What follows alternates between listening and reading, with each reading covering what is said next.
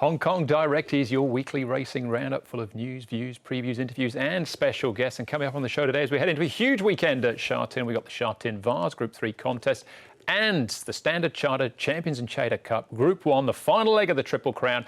Not on the line this year as Golden 60 is off on his summer holidays already. We do have the defending champion back, Exultant, not looking just to defend his crown, but he's also looking for a three-peat. The final Group 1 of the season. Exultant in front. It's the high five of Group 1's Exultant. Butterfield beat Charity Fun and Reliable Team. Terrific three-way finish. Glorious Dragons driving at him the grey. It's Glorious Dragon from well-back dominance. That's 4. Easy win in the end for Columbus County.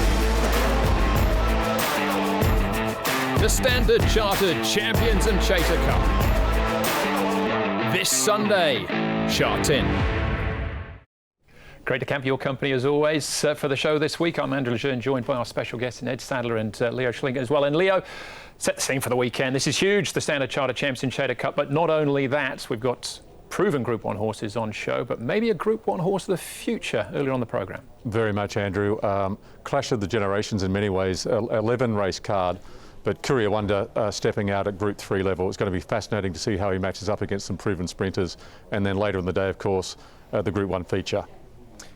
Joe will be riding Columbus County in the feature. He's on Courier Wonder. Ed's in that Sha Tin Vase, and he's on a bit of a hot streak as well after a night out at Happy Valley. He certainly is, Andrew. Had a fabulous 5-timer at Happy Valley on Wednesday night, and a night that I think we'll look back on at the end of the season as being a decisive night in terms of the jockey's title. 5 wins, pulling him 18 wins clear of Zach Purton. You would never ride off someone as good as Zach Purton, but Zach's injured. He has got a big deficit against Moreira, so it does look like advantage the Brazilian at this stage. Yeah, Zach rode in the first race at Happy Valley on Red Majesty, won that, was unfortunately then signed off by the doctor for the rest of the night. We'll hear from Zach Purton, though, very shortly heading into the weekend. We're going to start off with the Standard Chartered Champions and Chater Cup. We'll look at the Sha Tin Vase in part 2.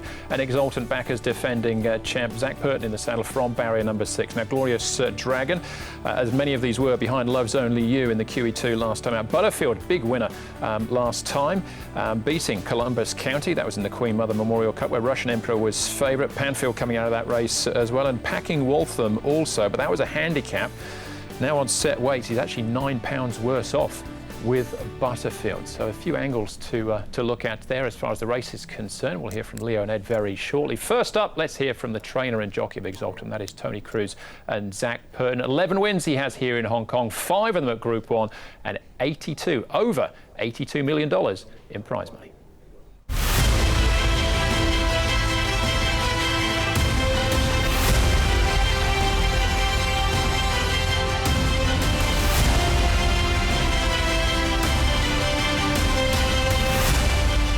Exultant and Lee's Gracheur, a real cliffhanger in the Vase. Exultant fights back and wins for Hong Kong. It's been a great journey. I've ridden him since he was a 4-year-old, come here obviously for the Derby. He ran a great race in the Derby, and then he went to another level the following season, and he's clearly been our best stayer the last few seasons. He gives everything he can every time he goes out there, and he's still doing that now. You know, as an older horse that's been around a few times and is a little bit worn out, he's still trying his best, and you know he's certainly, if you could go to war with a horse, he'd be one. Exultant's got a fight on his hand. He starts to edge clear from Pakistan Star. Dark Dream and Rise High. The Vase, the Gold Cup, and now the Champions and Chater. Exultant, brilliant. He's really a stayer, and he's got his ability that we know. He's got the one speed, but he's got a good heart that he likes. He won't let another horse pass him. That's his really ability he's got. He's really top category type of horse, you know. He's a Group 1 type of horse that's got speed in a long distance. He hasn't got early speed, but he's got the stamina. He even can run a 2-mile race, you know. Exultant leads. Furore still a length to make up. Then Eagle Way. It's QE2 redemption for Exultant. I reckon he's probably the toughest. You know, some of his runs have been brutal exhibitions when he was making those mid-race moves and basically running his competitors into the ground, and he had to do it start after start after start. He never shirked the task. He was always up for it. He loved the fight. you know, he's been a terrific horse for Hong Kong and for myself. Exultant kicking over Shafano, Furore, Exultant in front. It's the high five of Group 1's Exultant.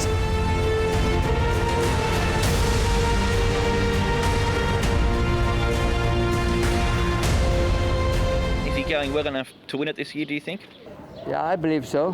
You know, I mean, there's no foreign horses around. That'd be a big help. I brought him to Chung Fa, so he's really nice and fresh again.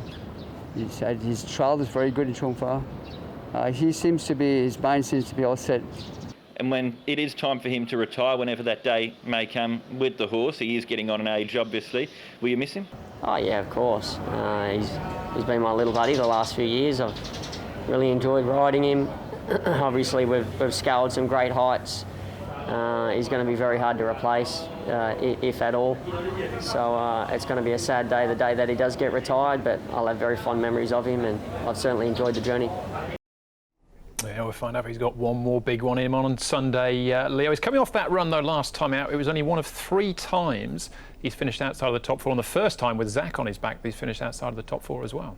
Yeah, he's been so incredibly consistent over the years, and especially with Zach. Of course, Zach's had the bulk of the rides on him, but you look at his record at Sha Tin over this trip, and he's been always there. And yeah, I think you only have to go back to his run behind Mogul to see what he's capable of. And if Tony's managed to freshen him up, you know the attitude's still there. I think he can answer the question on Sunday. Is he still the one to beat then, do you think, Ed? I certainly do, Andrew. I think he's a class act in the race. He might not be going as well as he was 12 months ago, certainly not as well as he was going 2 years ago, but he's a class act in the race. He loves 2,400 metres. I think the Japanese horses were just a class above when you look at what happened in the QE2 last time out, but even before that, he wasn't too far off Golden 60 and Furore in the Gold Cup. He's trial well. He's had a bit of a change of scenery. He's clearly the one they're going to have to get past here. What about Tony Cruz's other runners, though, Leo? He's got Time Warp, who is more than capable if he put his best foot forward, and Packing Waltham as well.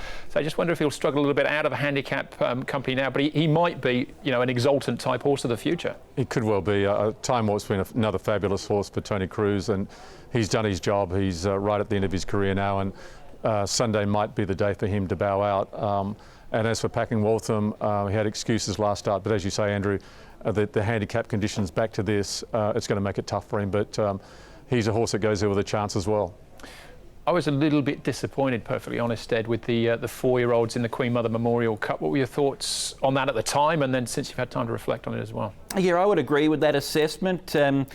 I'm still not 100% sure just how good this crop of 4-year-olds is for this season from a staying point of view, certainly. Russian Emperor, I love what he did in the Derby, what he did before that in the Classic Cup, but I would have liked to have seen him hit the line a bit stronger in the Queen Mother Memorial Cup, and he did over-race and do things wrong, which didn't help his cause. I thought Panfield was a bit plain last time out as well too, so the jury's out on them for me. I do hope we see an emerging stayer in one of those 2 horses, but yeah, I was a little bit disappointed as well too. Yeah, because Exultant's getting on in years now a little bit, Leo. We're looking for one of these younger horses to fill those boots. I can't help. I'm sure that Russian Emperor is a class act. Very disappointed last time, but it was a coulda, woulda, shoulda maybe in the Derby. What are your thoughts? Yeah, he's certainly got the X factor, Andrew, and I think that he's the one horse who can step up. Also Panfield, I think that they've got time on their side, and Russian Emperor, for me, he's a horse that maybe with the jockey change, that might spark a winning performance, and he certainly shapes as a quality animal.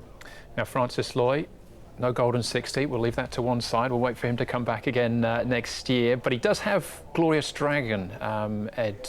What do you think of him? 2,400 metres for the first time over here? I'm not 100% sure about the 2,400 for him. I don't know if he's an out-and-out stayer, but I don't think it will be a strongly run 2,400 metres, so he probably doesn't need to be an out-and-out stayer. He was outclassed last time out in the QE2 Cup, but his win before that was very strong. He's beaten Butterfield, who's come out and franked the form by winning the Queen Mother Memorial Cup, and he beat Exultant, albeit at handicap conditions earlier on this campaign too. So I think he's definitely a top 4 hope in the race here, Glorious Dragon. The other one we need to mention, of course, Leo, is Columbus County, who was closing on Exultant in the Vase on International Day. Hasn't really managed to build that in between, but Casper Fowles has always said getting it back to the 2,400 is going to be a big plus for him. And Joe thinks there are excuses for him last start as well, and he's very keen to ride him on Sunday, and we know the form that Joe's in, and the Founds-Moreira combination in big races is not to be questioned. So I think he's definitely in there with a chance. So how does this race play out? Ed, Time Warp in the field, we assume he rolls forward. What does Zach do? I think Zach will be pretty handy on Exultant. We have even seen Exultants over raced at different times too, so I think he'll settle second or third on the run. Exultant Time Warp will lead until I think they'll probably click things up with 600 or 700 metres left to go. That's when the staying test will really come into play, and I think Exultant will keep on kicking and be hard for them to run down. I do think we need to give credit, Andrew, to Butterfield in the race. So he's obviously the winner of the Queen Mother Memorial Cup. I think he'll get a good run in transit from where he's drawn, and we know he'll stay the trip. Yeah, one quick mention as well, Ed, on Leo on Exultant too, is that if he finishes any better than third, he'll actually get in front of Viva Pitaka on the prize money list as well. He just had Beauty Generation in front of him. It's remarkable, his consistency over so many years and the level of races he's won. He's going for his 6th Group 1. He absolutely deserves to go out at the end of the season in great style if this is his last race for the season, and what a milestone to beat that kind of prize money. Certainly would be. All right, we'll stand by Ed and Leo's thoughts and tip on the Standard Chartered Champion Chater Cup still to come. After the break, though, we're looking at the Sha Tin Vase, and can Courier Wonder remain unbeaten for the season?